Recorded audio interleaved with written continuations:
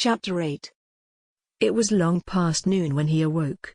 His valet had crept several times on tiptoe into the room to see if he was stirring, and had wondered what made his young master sleep so late. Finally his bell sounded, and Victor came in softly with a cup of tea, and a pile of letters, on a small tray of old Sevres china, and drew back the olive satin curtains, with their shimmering blue lining, that hung in front of the 3 tall windows. "Monsieur has well slept this morning," he said, smiling. "What o'clock is it, Victor?" asked Dorian Gray drowsily. 1 hour and a quarter, monsieur." How late it was. He sat up, and having sipped some tea, turned over his letters. One of them was from Lord Henry, and had been brought by hand that morning. He hesitated for a moment, and then put it aside. The others he opened listlessly. They contained the usual collection of cards, invitations to dinner, tickets for private views, programs of charity concerts, and the like that are showered on fashionable young men every morning during the season. There was a rather heavy bill for a chased silver Louis Quinze toilet set that he had not yet had the courage to send on to his guardians, who were extremely old-fashioned people and did not realize that we live in an age when unnecessary things are our only necessities. And there were several very courteously worded communications from German street money lenders offering to advance any sum of money at a moment's notice and at the most reasonable rates of interest. After about 10 minutes he got up, and throwing on an elaborate dressing gown of silk-embroidered cashmere wool, passed into the onyx-paved bathroom. The cool water refreshed him after his long sleep. He seemed to have forgotten all that he had gone through. A dim sense of having taken part in some strange tragedy came to him once or twice, but there was the unreality of a dream about it.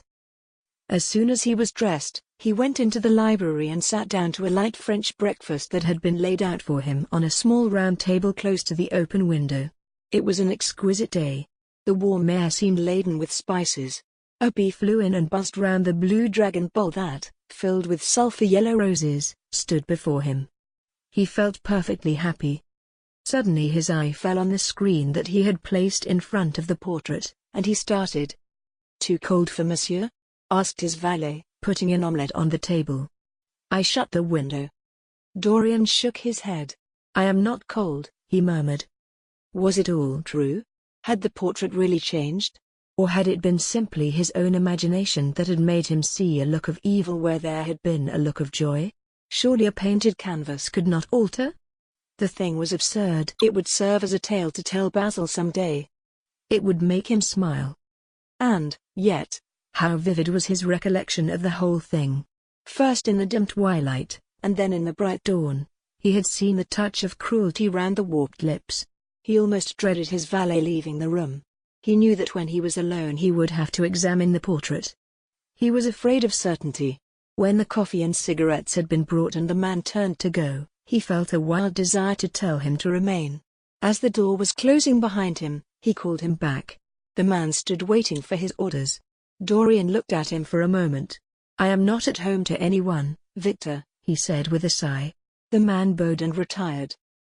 Then he rose from the table, lit a cigarette, and flung himself down on a luxuriously cushioned couch that stood facing the screen. The screen was an old one, of gilt Spanish leather, stamped and wrought with a rather florid Louis XIV pattern. He scanned it curiously, wondering if ever before it had concealed the secret of a man's life. Should he move it aside, after all? Why not let it stay there? What was the use of knowing? If the thing was true, it was terrible. If it was not true, why trouble about it? But what if, by some fate or deadlier chance, eyes other than his spied behind and saw the horrible change? What should he do if Basil Hallward came and asked to look at his own picture? Basil would be sure to do that. No, the thing had to be examined, and at once. Anything would be better than this dreadful state of doubt. He got up and locked both doors. At least he would be alone when he looked upon the mask of his shame. Then he drew the screen aside and saw himself face to face. It was perfectly true.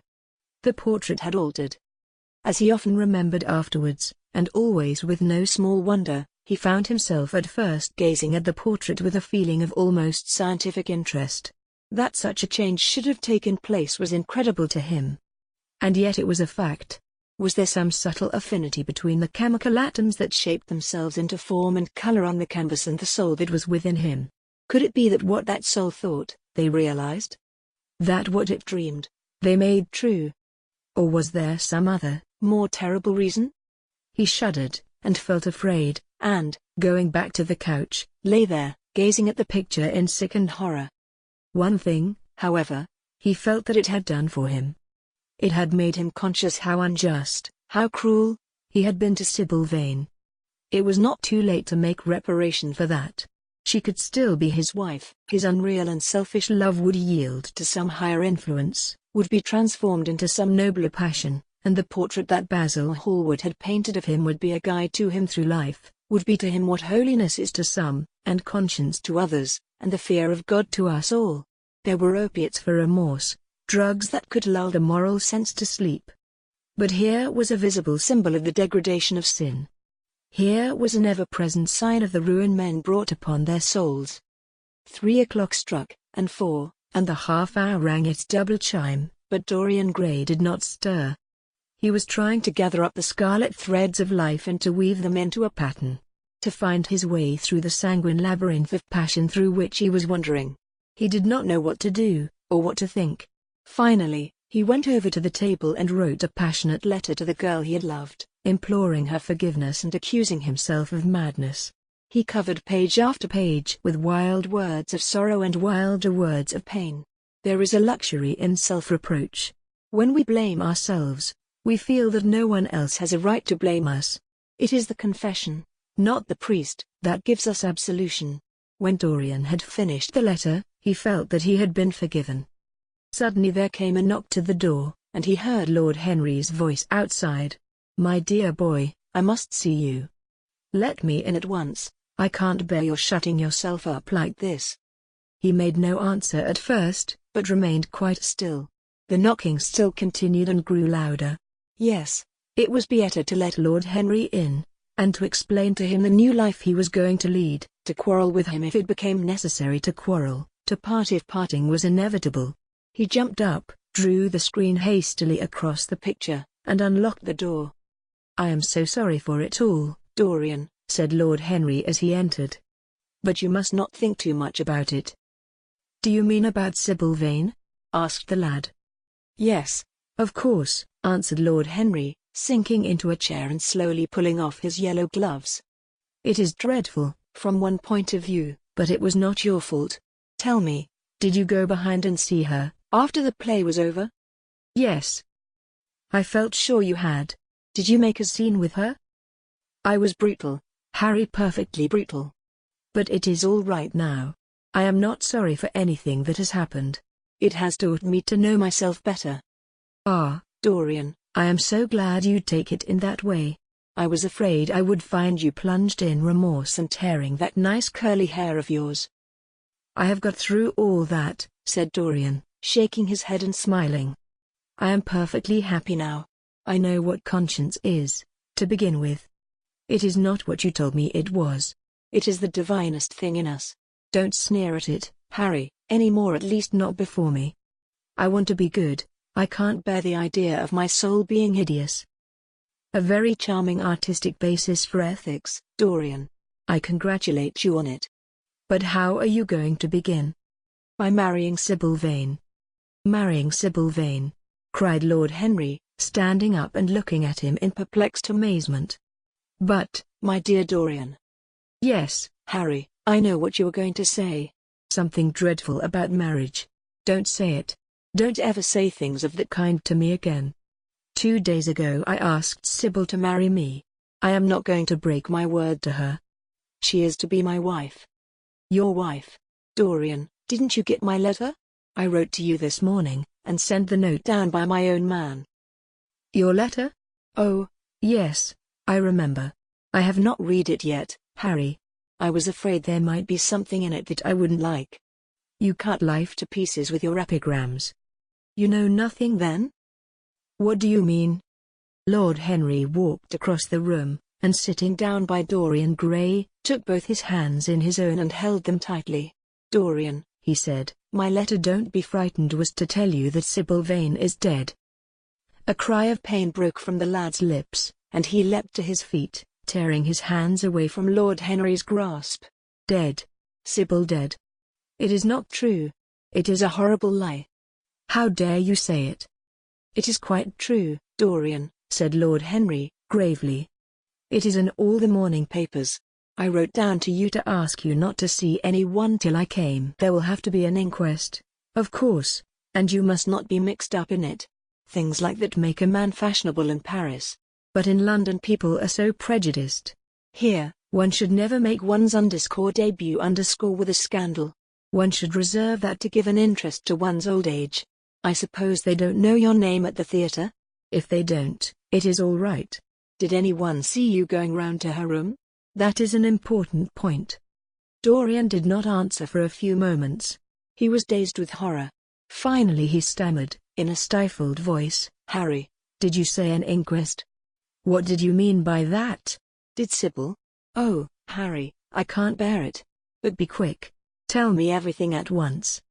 I have no doubt it was not an accident, Dorian, though it must be put in that way to the public. It seems that as she was leaving the theatre with her mother, about 12:30 or so, she said she had forgotten something upstairs. They waited some time for her, but she did not come down again. They ultimately found her lying dead on the floor of her dressing room. She had swallowed something by mistake, some dreadful thing they use at theatres. I don't know what it was, but it had either prussic acid or white lead in it. I should fancy it was prussic acid, as she seems to have died instantaneously. Harry, it is terrible, cried the lad. Yes. It is very tragic, of course, but you must not get yourself mixed up in it. I see by the standard that she was 17. I should have thought she was almost younger than that. She looked such a child, and seemed to know so little about acting. Dorian, you mustn't let this thing get on your nerves. You must come and dine with me, and afterwards we will look in at the opera. It is a Patty night, and everybody will be there. You can come to my sister's box. She has got some smart women with her. So I have murdered Sybil Vane, said Dorian Gray, half to himself, murdered her as surely as if I had cut her little throat with a knife. Yet the roses are not less lovely for all that. The birds sing just as happily in my garden. And tonight I am to dine with you, and then go on to the opera, and sup somewhere, I suppose, afterwards. How extraordinarily dramatic life is. If I had read all this in a book, Harry, I think I would have wept over it. Somehow, now that it has happened actually, and to me, it seems far too wonderful for tears. Here is the first passionate love letter I have ever written in my life. Strange that my first passionate love letter should have been addressed to a dead girl. Can they feel, I wonder, those white silent people we call the dead? Sybil. Can she feel, or know, or listen? Oh, Harry, how I loved her once. It seems years ago to me now. She was everything to me. Then came that dreadful night. Was it really only last night? When she played so badly, and my heart almost broke. She explained it all to me. It was terribly pathetic. But I was not moved a bit. I thought her shallow. Suddenly something happened that made me afraid. I can't tell you what it was, but it was terrible. I said I would go back to her. I felt I had done wrong. And now she is dead. My God. My God. Harry, what shall I do? You don't know the danger I am in, and there is nothing to keep me straight.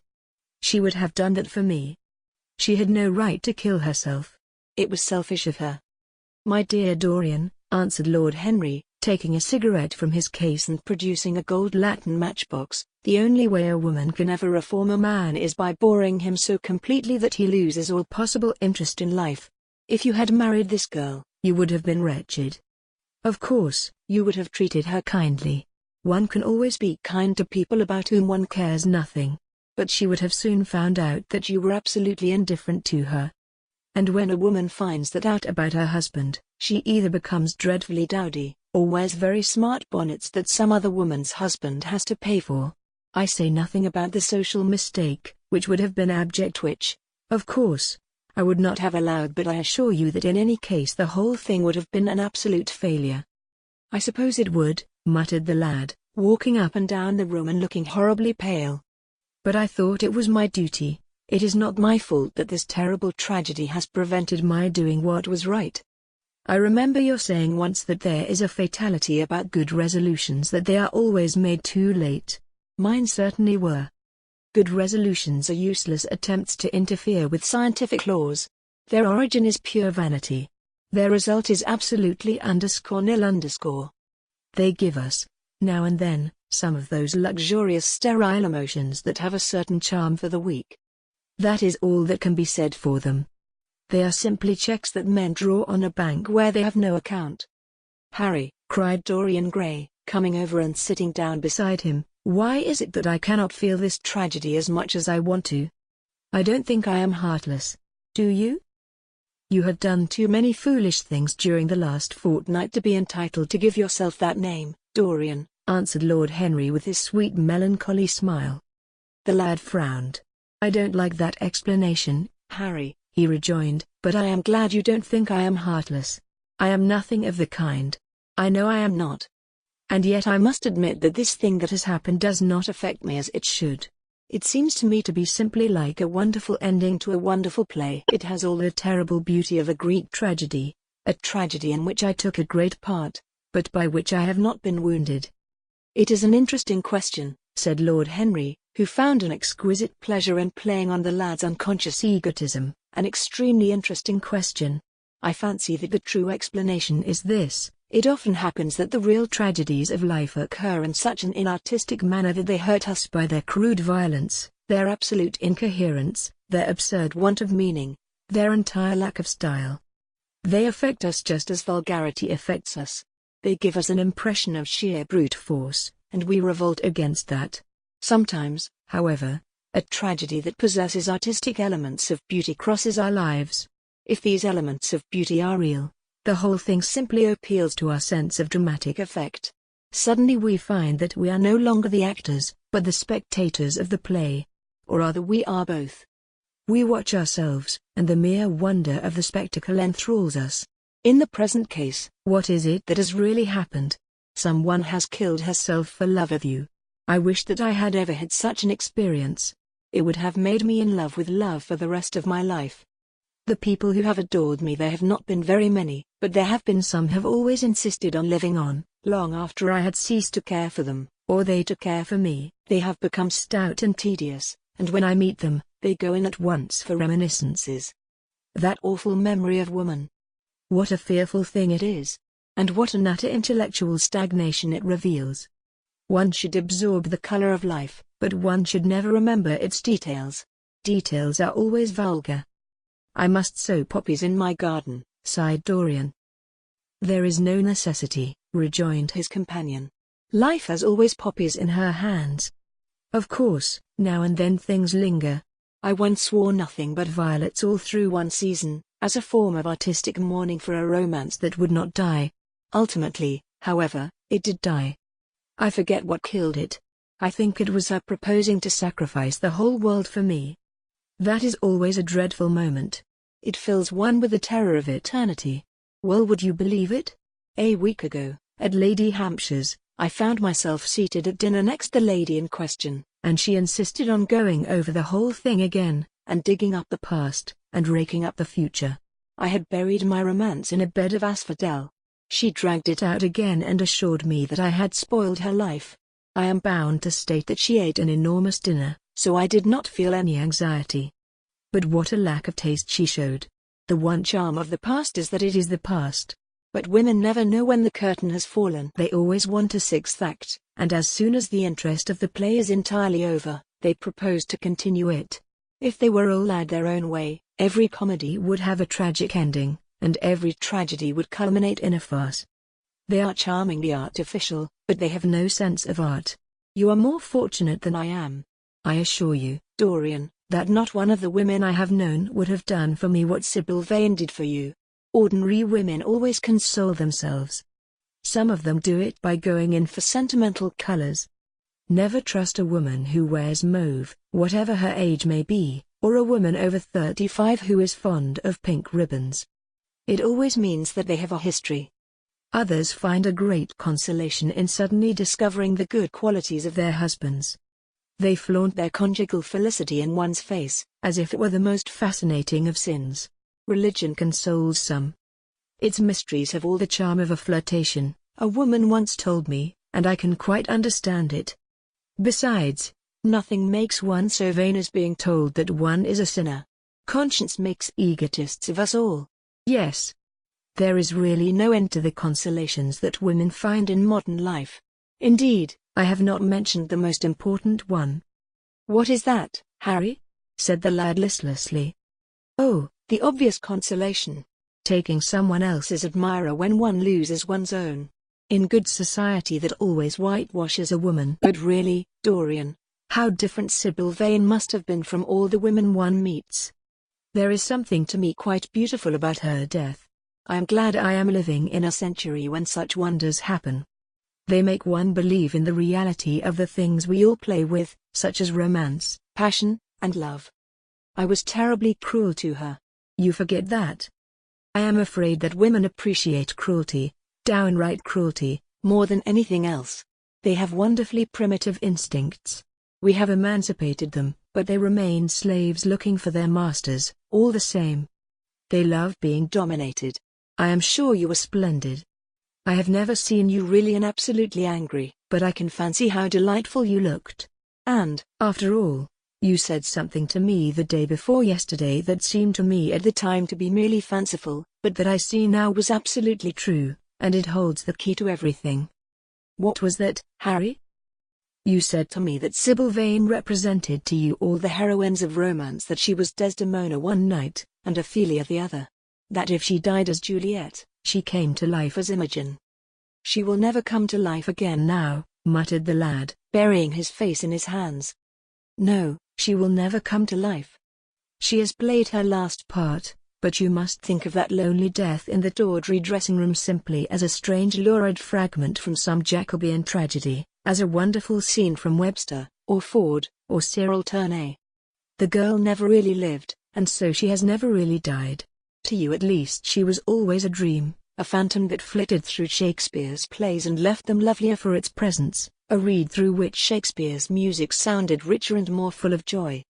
The moment she touched actual life, she marred it, and it marred her, and so she passed away. Mourn for Ophelia, if you like. Put ashes on your head because Cordelia was strangled. Cry out against heaven because the daughter of Brabantio died. But don't waste your tears over Sybil Vane. She was less real than they are. There was a silence. The evening darkened in the room. Noiselessly, and with silver feet, the shadows crept in from the garden. The colors faded wearily out of things. After some time Dorian Gray looked up. You have explained me to myself, Harry, he murmured with something of a sigh of relief. I felt all that you have said, but somehow I was afraid of it, and I could not express it to myself. How well you know me. But we will not talk again of what has happened. It has been a marvelous experience. That is all. I wonder if life has still in store for me anything as marvelous. Life has everything in store for you, Dorian. There is nothing that you, with your extraordinary good looks, will not be able to do. But suppose, Harry, I became haggard, and old, and wrinkled? What then? Ah, then, said Lord Henry, rising to go, then, my dear Dorian, you would have to fight for your victories. As it is, they are brought to you. No, you must keep your good looks. We live in an age that reads too much to be wise, and that thinks too much to be beautiful. We cannot spare you. And now you had better dress and drive down to the club. We are rather late, as it is. I think I shall join you at the opera, Harry. I feel too tired to eat anything. What is the number of your sister's box? 27, I believe. It is on the grand tier. You will see her name on the door. But I am sorry you won't come and dine. I don't feel up to it, said Dorian listlessly. But I am awfully obliged to you for all that you have said to me. You are certainly my best friend. No one has ever understood me as you have. We are only at the beginning of our friendship, Dorian, answered Lord Henry, shaking him by the hand. Goodbye. I shall see you before 9:30, I hope. Remember, Patty is singing. As he closed the door behind him, Dorian Gray touched the bell, and in a few minutes Victor appeared with the lamps and drew the blinds down. He waited impatiently for him to go. The man seemed to take an interminable time over everything. As soon as he had left, he rushed to the screen and drew it back. No, there was no further change in the picture. It had received the news of Sybil Vane's death before he had known of it himself. It was conscious of the events of life as they occurred. The vicious cruelty that marred the fine lines of the mouth had, no doubt, appeared at the very moment that the girl had drunk the poison, whatever it was. Or was it indifferent to results? Did it merely take cognizance of what passed within the soul? He wondered, and hoped that someday he would see the change taking place before his very eyes, shuddering as he hoped it. Poor Sybil. What a romance it had all been. She had often mimicked death on the stage. Then death himself had touched her and taken her with him. How had she played the dreadful last scene? Had she cursed him, as she died? No. She had died for love of him, and love would always be a sacrament to him now. She had atoned for everything by the sacrifice she had made of her life. He would not think any more of what she had made him go through, on that horrible night at the theater. When he thought of her, it would be as a wonderful tragic figure sent onto the world's stage to show the supreme reality of love. A wonderful tragic figure? Tears came to his eyes as he remembered her childlike look, and winsome fanciful ways, and shy tremulous grace. He brushed them away hastily and looked again at the picture. He felt that the time had really come for making his choice. Or had his choice already been made? Yes, life had decided that for him life, and his own infinite curiosity about life. Eternal youth, infinite passion, pleasures subtle and secret, wild joys and wilder sins, he was to have all these things. The portrait was to bear the burden of his shame, that was all. A feeling of pain crept over him as he thought of the desecration that was in store for the fair face on the canvas. Once, in boyish mockery of Narcissus, he had kissed, or feigned to kiss, those painted lips that now smiled so cruelly at him. Morning after morning he had sat before the portrait wondering at its beauty, almost enamored of it, as it seemed to him at times. Was it to alter now with every mood to which he yielded? Was it to become a monstrous and loathsome thing, to be hidden away in a locked room, to be shut out from the sunlight that had so often touched to brighter gold the waving wonder of its hair? The pity of it! The pity of it! For a moment, he thought of praying that the horrible sympathy that existed between him and the picture might cease. It had changed in answer to a prayer. Perhaps in answer to a prayer it might remain unchanged. And yet, who, that knew anything about life, would surrender the chance of remaining always young, however fantastic that chance might be, or with what fateful consequences it might be fraught? Besides, was it really under his control? Had it indeed been prayer that had produced the substitution? Might there not be some curious scientific reason for it all? If thought could exercise its influence upon a living organism, might not thought exercise an influence upon dead and inorganic things? Nay, without thought or conscious desire, might not things external to ourselves vibrate in unison with our moods and passions, atom calling to atom in secret love or strange affinity? But the reason was of no importance. He would never again tempt by a prayer any terrible power. If the picture was to alter, it was to alter. That was all. Why inquire too closely into it? For there would be a real pleasure in watching it. He would be able to follow his mind into its secret places. This portrait would be to him the most magical of mirrors. As it had revealed to him his own body, so it would reveal to him his own soul. And when winter came upon it, he would still be standing where spring trembles on the verge of summer. When the blood crept from its face, and left behind a pallid mask of chalk with leaden eyes, he would keep the glamour of boyhood. Not one blossom of his loveliness would ever fade. Not one pulse of his life would ever weaken. Like the gods of the Greeks, he would be strong, and fleet, and joyous. What did it matter what happened to the colored image on the canvas? He would be safe. That was everything. He drew the screen back into its former place in front of the picture, smiling as he did so, and passed into his bedroom, where his valet was already waiting for him. An hour later he was at the opera, and Lord Henry was leaning over his chair,